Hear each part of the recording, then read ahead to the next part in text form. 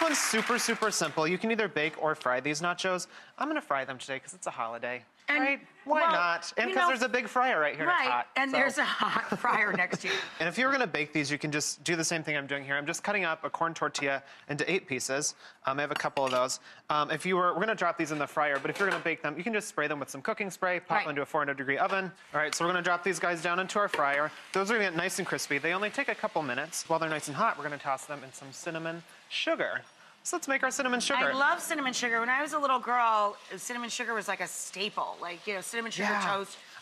My mom used to buy the little cinnamon sugar in the little bear. It came in a little bear. Aww. I was sitting on the counter. And you shook little bear's belly? Yeah. That's so cute. That's so yummy.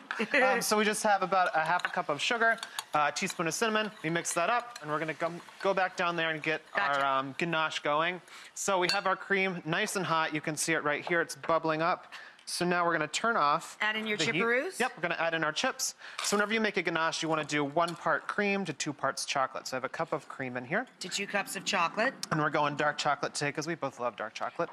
It's all melted up. Do you wanna add in our cinnamon? Yep, a little bit of cinnamon. And then a little bit of, I'm guessing, chili powder? Chili powder, Yeah, I love chili powder. This is a chipotle chili powder, so it's gonna be a little smoky too, which is nice. So we're gonna bring this down here, and this is how quickly this dessert comes together because our nachos are done. Those are golden and fried. Our ganache is ready to go. And now this is the fun part. I have a little brown paper bag here. And you're gonna do the shaky shake. We're gonna shake them up. So fun. So while they're nice and hot, still have a little bit of oil on them. Let's put them into our bag. Oh, they're nice and deep golden brown. Aren't those pretty? So put in a little bit of that cinnamon sugar. Oh, yes, sir. I'll let you do the honors and shake it up. I'm gonna add in some salt, Yes, sir. And too. salt. You and I love salt on everything. There it goes. Shake those guys up.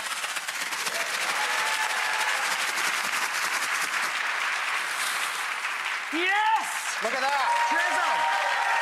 A little drizzle of our chocolate on top. A little drizzle. Ooh, look at those. What? Oh, yes. Yummy? All right, so this one is really fun. We actually made this one, or I made this one for our friend Emily's birthday because she loves tacos. So I made her a churro cake. Nice. So what we're gonna do here is make a quick pat of choux dough like you would any churro. Yes, if you were making an eclair or gougere, a puff, a pastry puff. Any sort of puff. So in this bowl, or in this pot right here, I have some water and some butter. Butter. Melted up, brought it to a boil. Now we're gonna add in our flour. I'll let you stir that up. Stir until a ball forms and it pulls away from the walls of the pot. Right. A little bit of salt.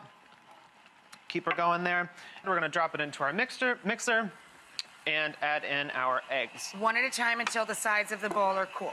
I do make pat of choux because my mother, she has a level of anger that we refer to as 1, 2, or 3 eclair. The only way you're back in is if you make her fresh eclair, and you owe her 1, 2, or 3, depending on how pissed off she is. You can make your mom this cake and you'd be good for like 3 years. So like Rachel said, you add in your eggs 1 at a time. And you want this to keep together. going. Of course, for the sake of the television show, we'll move this along a bit.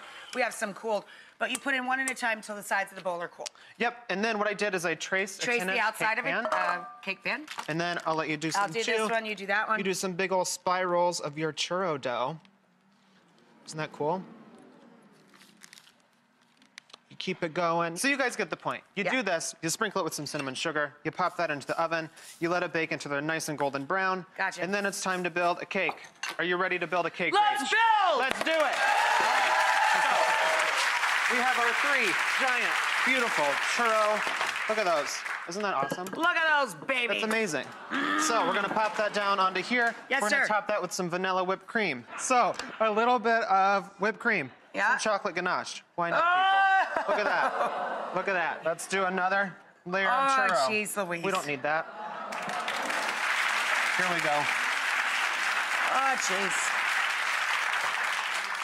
Look at this, so beautiful. Now they're getting into it. There we go, right around the sides. Oh. Beautiful. Obviously, when you make this at home, you could take a little more time to make it. It might look a little bit better than this one. But you know what? Who cares? It's gonna taste exactly the same. It looks pretty good to them. Here we go. Don't knock your own dessert, Grant. I think it looks pretty amazing. Look at that, beautiful cake.